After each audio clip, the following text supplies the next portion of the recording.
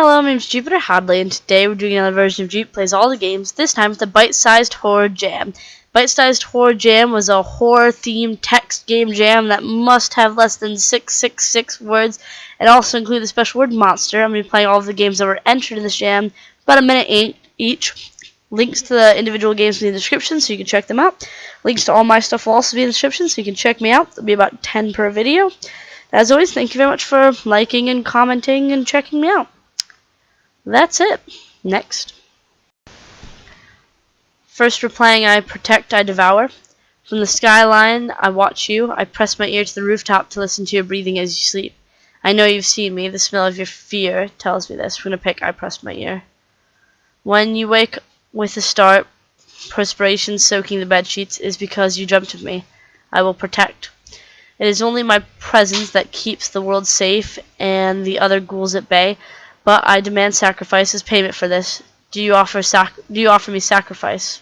Yes. How I smile wearily at your willingness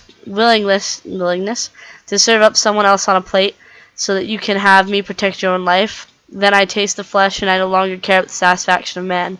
Will you end the night safe once again? Will you sleep soundly knowing what you've done? Restart it. From the skyline I watch you. If I don't keep an eye on you, something much worse will. I am the devourer. Only the sacrifice keeps you restrained. Will you offer me a sacrifice? No. You dare to raise my wrath. Do you fear me? Yes. If you fear me, but will not give me sacrifice, very well. But if you do not have sacrifice now, I will take it from you when you are dead. You will regret your fondness of your fellow man 1,000,000 times over once you have left your mortal body. Quite interesting. Next. We're playing Still. Begin. Campfire. It is dark. A full moon lingers in the sky. Several young boys are encircling a campfire. They lean in as one of the two older boys tells a story. Watch. Counselor Carl. He is 5 feet tall. Counselor Carl. With unnaturally large teeth. They say he wears a pig's head. Many people claim to hear the sound of metal scraping right before he kills them with a rusty knife. If he makes that sound before he kills someone, then how do people know he does it? Shh, I want to hear the story. Interesting, Ian.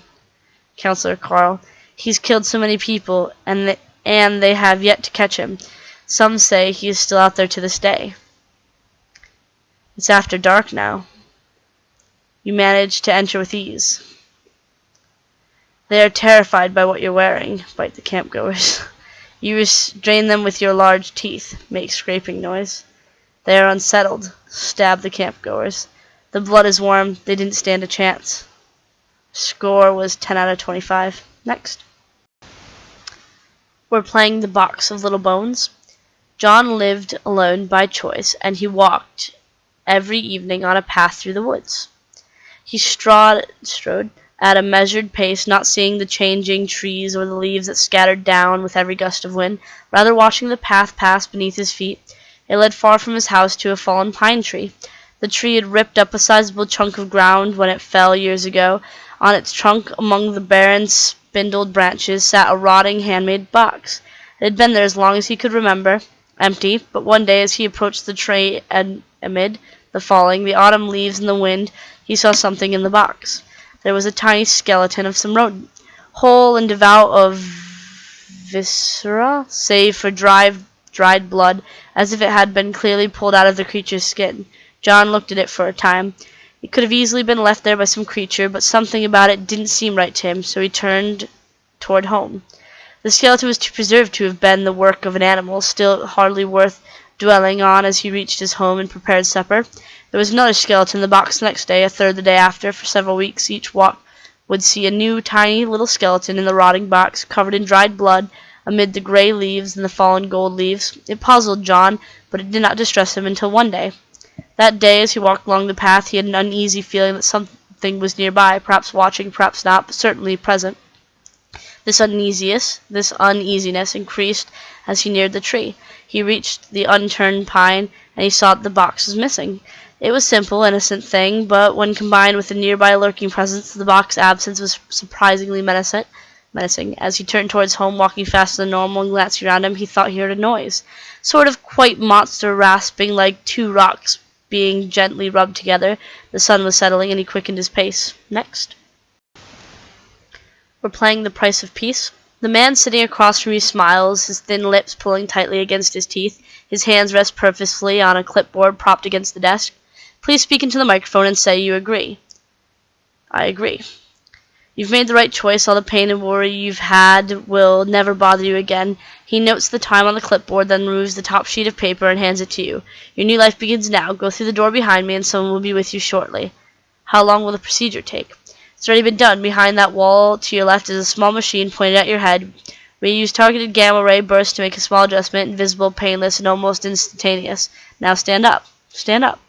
Now open the door behind me. Open the door. Now go through the door and give that piece of paper to the next person you see. Goodbye. You find a large corridor with several branching hallways labeled mining, transfer, construction, monster, sanitation, external. A short man with a radio approaches you. He takes your paper. Another for the monster, he barks into his radio. Follow that hallway and get in line, he says. Follow the hallway. Following the passage, you arrive at the back of a long queue. Everyone in line stands silently, facing forward. At the front are several people wearing orange uniforms, the radios on their hips. One of them keeps count as people pass him. You arrive at the front and see that everyone is being directed into large shipping containers loaded on huge trucks. Climb inside. You climb inside next to a dozen of others. Nobody says a word as the doors close, enveloping you in darkness. The truck engines cough to life. The container sways gently as you begin to move. You feel fine. Not a single word, thought enters your mind. I guess that's it. Next. We're playing the arcade. Summer 1982. You're biking around your hometown. The sun is shining. You're carefree. All is well. You're carefree. You can forget everything for now. Alright, so let's do biking. You're biking around your hometown for the first time without training wheels. You're doing well. The sun is shining. You're carefree, and you can forget everything for now. All is well. Is that static? You pause, dismount, and stand your bike up. It's coming from a dark alley. Investigate. You cautiously walk down the alleyway. You see a blue light. The static intensifies as you approach a light source, an old beaten-up TV. Static rings in your ears louder than before. You almost want to reach out. And touch it. Your ears bleed as you reach back from the screen. Everything goes black. You wake up in a black void. Suddenly everything changes. You're in an arcade. Stained space carpet and glowing arcade machines. A sign in the distance flashes Lord's Video Fun Time Parlor. Everything changes as if someone knew you were awake. Play some games. Try out some new releases. Play some more. You have fun shooting pixelated space monsters. You try out Burger Time. It just makes you feel hungrier. You watch the attract screen for a while. Your stomach growls. This doesn't feel right. You have to find an exit. Look for one. You look for windows. No light from any windows. Doors. The walls are too far to see. Go to them. You slowly walk deeper into the arcade through rows of sinister-looking arcade machines. Continue. You can't tell where you are. Everything looks abandoned. The carpet smells of iron and sticks to your shoes. Eventually the floor just stops. Everything drops off into a black void. When you look, it almost seems like something's down there.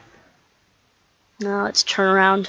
You hear footsteps behind you and you roll around. You see him. A figure in a suit with a television for a head. A slimming suit? Hello, child, he says, voice dripping equal amounts of static and ice. Why don't you enjoy the gifts I've given you? Sparks fly from his neck and he shudders as he speaks. Isn't this what you want?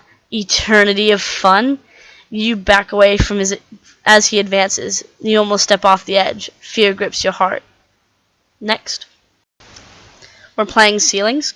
Emergency response system. There is an emergency in progress in your area. Do not go outside. Secure all entrances and windows. Go to your basement or other secure shelters. Do not investigate strange noises. Do not investigate strange lights. Do not investigate law enforcement. You're in your basement sitting on your couch. Look up. Looking at the ceiling, there are cobwebs. You should dust more often. Look forward. You should probably go upstairs to the kitchen. You're in your kitchen standing alone. Arm yourself. Get a butcher knife from the block. Ooh. Let's check fridge. You look in the fridge. It's empty aside for a few condiments. You need to buy groceries soon. Let's go to my bedroom. You're in your bedroom standing alone. Arm yourself. Get a pistol out of the closet. Go to the kitchen. Wait, let's go back to that and let's look up. Looking at the ceiling, it's wallpaper. Who wallpapers the ceiling? Go to the kitchen. We'll go to the foyer. You're in your foyer. The door is unlocked. You can see lights moving rapidly down the street. Lock the front door. Alright. Let's look up. It's smooth plaster. Wind from the door keeps cobwebs from settling. Alright, we'll go to your kitchen. Wait, what's the difference between a foyer and a living room? You're in your living room, you see a stranger. Oh, sorry, I didn't know anyone was here. I got the emergency notice on my phone and started trying doors.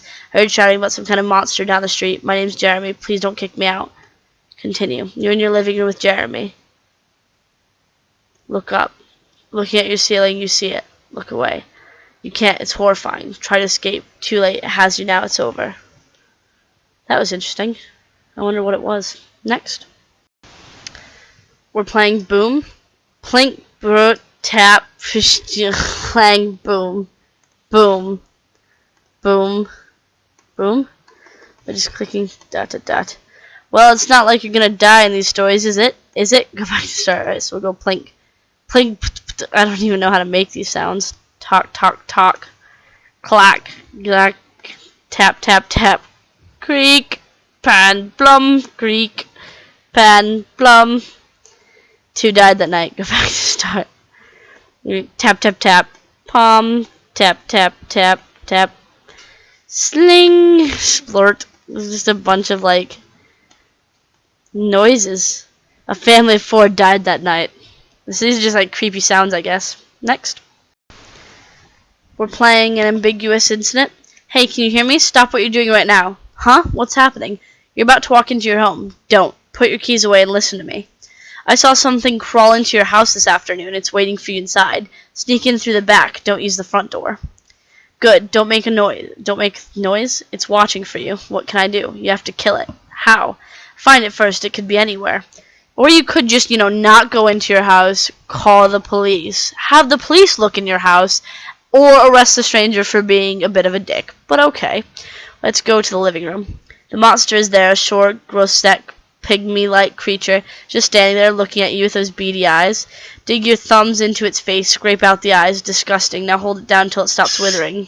Good. You can dispose of it now or check the other rooms. Check the other rooms for safe. Sorry about that big screeching noise. That was Kiwi on top of my head. Let's go to the bathroom. You hear that? The hissing noise behind the bathroom door? It must be inside. I think I should knock on the door first. No, just barge in. Good. Kick down the door. There's something screaming in front of you is a monster. You caught it off guard and now you can kill it.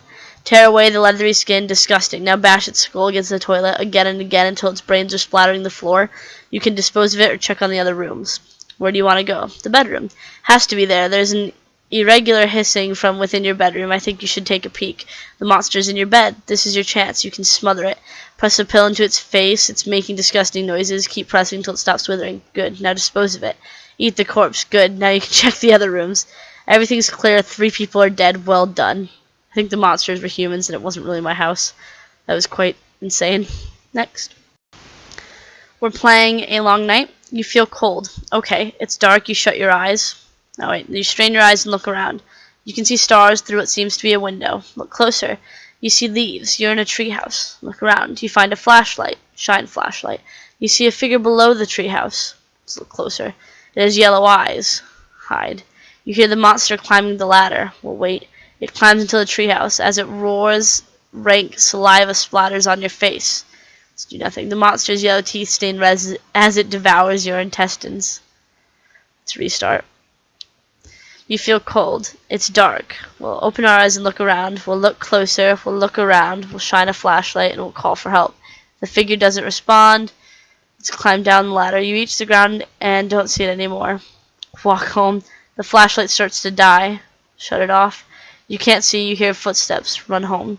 So at home you take more than enough Tylenol and call it a night. Next. We're playing Things That Happened. Death, death, death, the rhymeless trug of time. A yellow box bursting with pus, ornate and carved from clever mahogany. The clock ticked on, it counted time. It took her from us too early. I thought of her lungs drowning in pus and lymph. I crossed the street and thought of lights and death, and my coat was red and the puddles were coated in oil. A yellow box bursting with pus. The ground of twigs poked out of the pus snow. Underneath there was a Egg. Tossed away the nest and skeletons, an empty egg speckled with stars. What sin, I wonder, could a star commit? Shine too bright, too long, too far, bright enough that we forget where we are? A pit, a screaming pit. Listen, listen, a screaming pit. Churning black and burning oil, flames to pop and squish. I didn't write it, I only saw it. Monster, monster, monster, they ruined you. Replay. I'm sorry, that said replay. Death, death, death, the rhymeless trug of time. It took her from us too early. I thought of her lung drowning in pus and lymph. A mound of twigs poked out of the pus snow. Underneath there was a skeleton. I turned over the nest, and inside there were bones, bleached white and picked clean. The last remains of parents sitting on their egg, an empty hollow monster skull with no eyes, but filled with possibilities, twinkling like stars. Next.